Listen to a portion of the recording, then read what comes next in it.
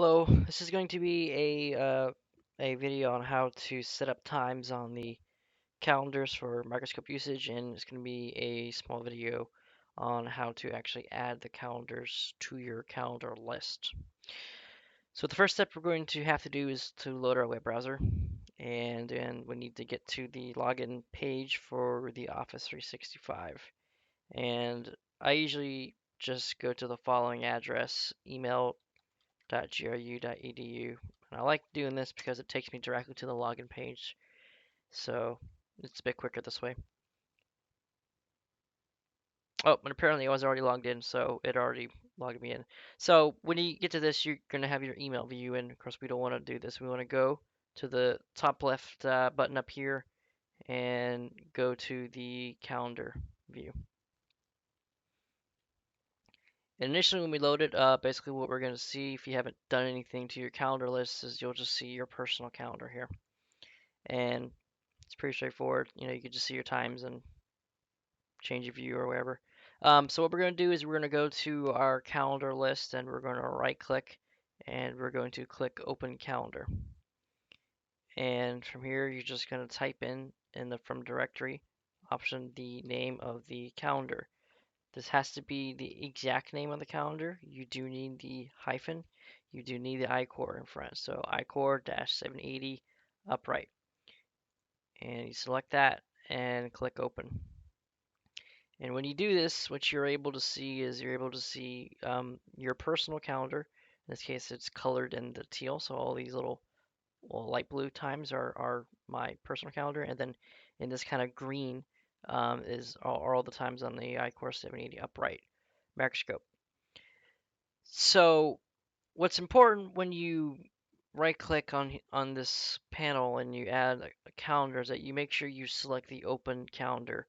And what this ensures is that you actually link or add a calendar to your list which already exists, which is the iCore 780 upright calendar. If you were to come here and click new calendar, and if we call this iCore uh, 780 invert, you will see that it's just a private instance of this calendar. And so when I create time on this iCore 780 invert calendar here, it's not actually going to do anything. So you have to be sure that when you create this calendar that you actually, select the open calendar option. Otherwise, it won't really help you. You'll be kind of confused and you'll be creating times and nothing will work.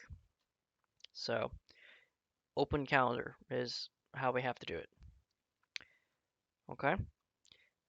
And from here, pretty much what you're going to have to do is you just have to go and click on this new button up here to add a time. So I'm going to create a time on the upright, and I'm going to click the new option here.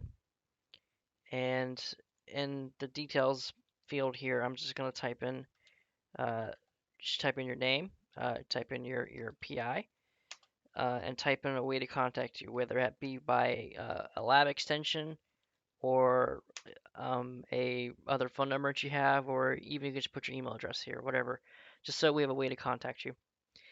And then from here, you get to set the start date, end date, start time, end time, whatever you want. We're going to create this time for the 26th on Saturday. And sure, we'll make it 12:30 a.m. and we'll go to 2 a.m. in awkward time. And so the trick now that we have to do is we have to add the calendar as a person that we are inviting to our time that we're creating. And what this does is it reserves that calendar for that particular time. If you don't do this, then what will happen is you will just create a time on your personal calendar, and that doesn't work. That's not what we want. So add that as a person. Make sure that you see it here, and click the send button. And so I'm going to go look at the 26th. You'll see we have a time here for me, and it's in the light blue, so that means it's my personal time. And I also gonna get an email notification saying that my request is either accepted, denied, or pending approval. In this case, it's pending approval. If you don't get an email prompt like this, that means something isn't right. Either A, you didn't add the calendar correctly, or you're creating a time on a private instance calendar that you made here instead of opening the current existing calendar. And that's pretty much it. It's pretty straightforward. It's not hard to do.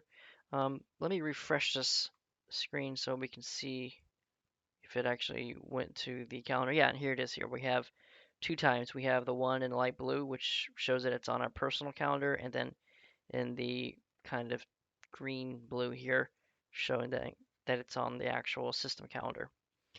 Um, Another thing I want to touch on is I noticed that some people were having trouble with time zone issues, basically where they were creating a time on their calendar and it was showing up at a different time on the Microsoft calendar.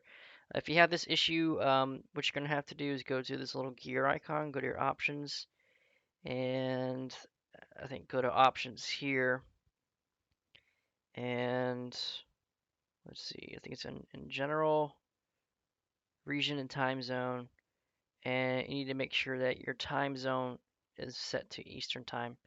If it's not set to this, then just go ahead and change it and click save, and then you shouldn't have any problems with it.